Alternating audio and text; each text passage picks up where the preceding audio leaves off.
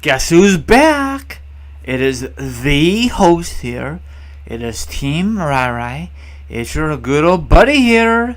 Anyway, how the hell is everyone doing and what is going on? Are you ready to discuss some wrestling news? I think you are by now. Anyway, I want to discuss about this certain wrestler. He is a former WWE Champion. It is the one, the only Bray Wyatt. Now I know you're gonna say, I don't want to hear nothing more about Bray Wyatt. Hey, just hear me out, okay? Now, when he was recently a WWE Champion on SmackDown Live, he had a pretty good run. Not the best, but a decent run. And then WWE dropped the freaking ball. And I said to myself, really, WWE? You give it to Randy Orton? Randy Orton is a part-timer.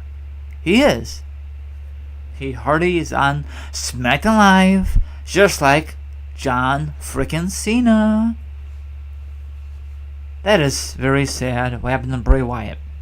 He lost the championship to Randy Orton, and before you know it, they had this shake-up. Then he went to Raw, and ever since that, they don't do nothing with him correctly. He was just perfectly fine on SmackDown Live. In my opinion, that match at Mania was very, very odd. The build-up was very different, but we expect.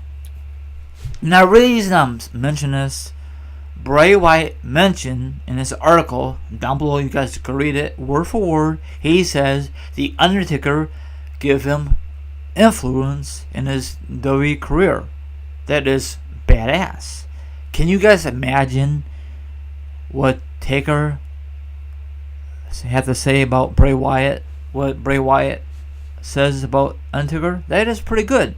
Taker is definitely a future Hall of Famer, and that really wraps it up. In my opinion, they should never, ever break up the Wyatt family. I think they did not just once, twice. I don't mind if Bray Wyatt was a champion, but keep him as a freaking stable. I don't know what WWE's doing. I guess they just lost any more desire pushing this WWE superstar. I know he's very frustrating with the company, but whatever. I guess you gotta be a Roman Reigns or a John Cena or center wrestlers to be on top all the friggin' time, That's not really right, Especially if you work there 365 days, pay-per-views. Well, if they book you, Raw, SmackDown, a lot of events, and then for some odd reason, they give it to a freaking part-timer. I don't know why.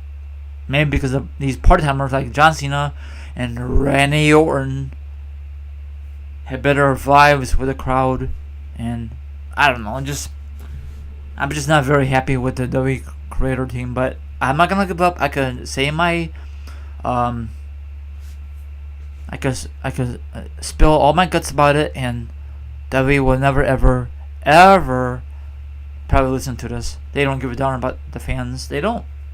They just care about the almighty dollar. They could jack up the prices on the merchandise. They could jack up the prices on WWE Network, and people probably will still buy it. They say, I'm just guessing, if it ever does go up, the WWE Network, or if they ever jack up the prices on the merchandise, people say, I'm not going to buy this, but people will still buy it if it's on sale, Hopefully the network will never jack up the prices. I know some people out there don't like the network because A, it lags, B, maybe because your internet just absolutely sucks, in my opinion. I got this one device, I can't really explain it. It's in the kitchen because my internet is in another part of the house, and ever since I got this device, I have no issues with the network, so maybe you should get that. I think the network is the best thing out there, in my opinion. I know a lot of people out there. I know I'm going off subject. I know a lot of people still love the DVDs, because they want their own copy. That's okay. But if you think about it, the DVDs, the covers is not as good like the good old days, in my opinion. They feel like they get more lazier every time I see somebody picks it up, and they get more cheaper, more lazier, more cheaper, because they got the network, so they don't give a darn about the artwork anymore, and they just put like a simple cover. The good old days, like the Attitude Era and beyond, or before that, it was way better, but they don't give a darn because they make the money regardless. But that's all I gotta say in that part. I know that I'm just rambling, but back to Bray Wyatt. WWE, why in the hell do you have to put him on a Raw? I heard rumors that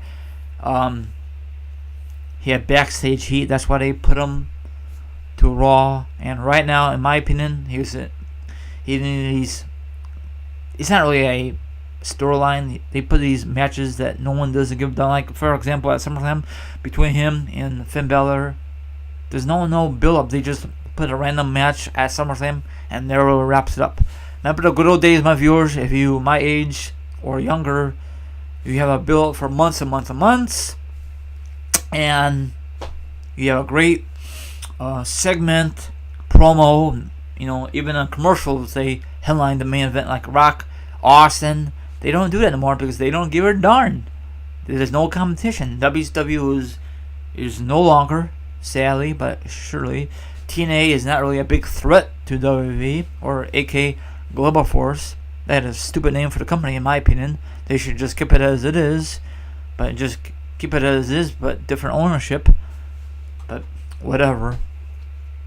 And then about WWE, other, I guess there's more sponsorships, like USA has got to be part of it. 3 hours of Raw is a really buzzkill. Now I know it's football season just started, so tonight is the first Monday night. It's a doubleheader.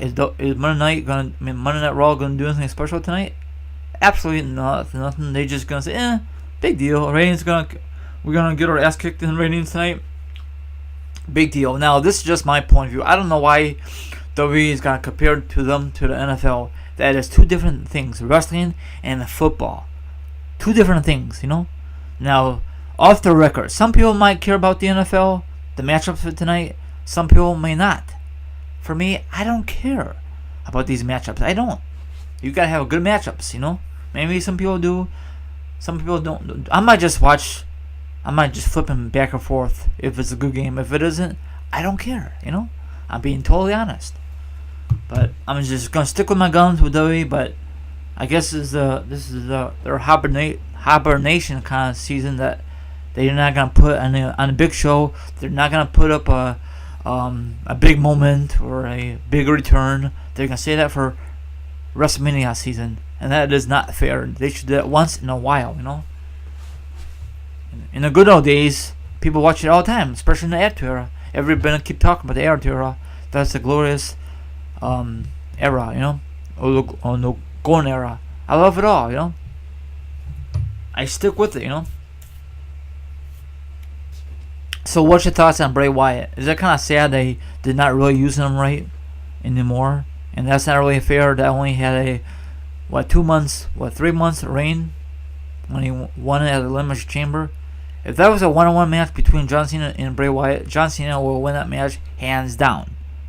If John Cena was a full-timer, not a part-timer. You know what I'm trying to say? So, I don't know. Hopefully they don't change Bray Wyatt's gimmick. That would be really suck. Hey, way better than the other gimmick he had. Husky Harris. He was part of the Nexus, the very first Nexus. And I think I mentioned it in one of my discussions, how I feel about the Nexus that 1 year. John Cena just buried that stable's ass. Buried it. It's not good. And now John Cena, off the record, John Cena, now he feels bad. Hey, a little too late now, John Cena. Anyway, I'm getting off the subject here. Check out the article. I know I'm not really discussing about the article that much, but that's kind of neat that Bray Wyatt had influence on the Undertaker. I guess it's like the dark kind of gimmick, but there's only one Undertaker. There will be never another Undertaker. There will never be like a spin-off like the Undertaker. I guess they want to try to do Bray Wyatt, but I guess his own thing. I like his entrance. I love his music.